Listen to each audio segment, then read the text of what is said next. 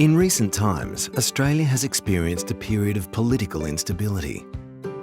Topics like national security, violent extremism, welfare entitlements, and our treatment of asylum seekers have been on the public agenda. These issues affect Australians on many levels and can impact on our ability to maintain a cohesive society. So what is the national mood on these issues? How does Australia rank as a cohesive society? And what are the challenges ahead? These are the results of the 8th National Mapping Social Cohesion Report. Since 2007, the Scanlon Foundation has supported the Mapping Social Cohesion Research Series. This tracks public attitudes on issues including immigration, multiculturalism, our sense of belonging, as well as public trust in government. It also maps our national mood through the Scanlon Monash Index. This looks at 5 indicators of social cohesion: belonging, worth, social justice, participation and acceptance, and rejection. In 2015, the index shifted in the strongest positive direction since it was established in 2007. It shows that overall, Australia remains a stable and highly cohesive society. However, the index also reflects complex social change.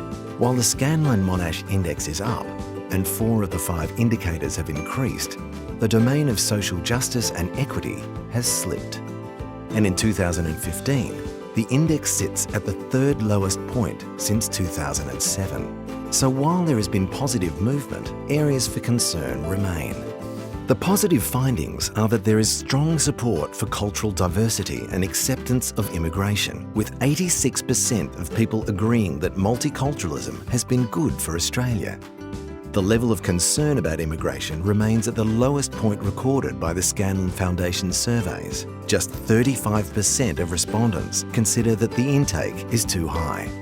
The reported experience of discrimination on the basis of skin colour, ethnic origin and religion has decreased from 18% in 2014 to 15% in 2015. However, in the domain of social justice, there has been a decline in satisfaction. This reflects concern over lack of support for those on low incomes, the gap between rich and poor, and the low level of public trust in government. In 2015, trust in government remains low and has been down since 2009. Just 16% of respondents agreed that the system of government we have in Australia works fine as it is, and only 30% agreed that the government can be trusted to do the right thing for Australian people almost always or most of the time. As for the perceived problems facing Australia, the economy continues to be the most important issue. Economic issues have ranked first as a major problem facing Australia in the last 4 surveys, but the level of concern is stable.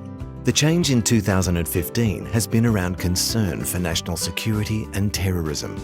This has significantly increased from less than 1% in 2014 to 10% in 2015. A significant increase was also registered in the ranking of social issues, including childcare, family breakdown and drug use, which was seen as the top issue facing Australia by 11% of respondents in 2015, compared to 5% in 2012.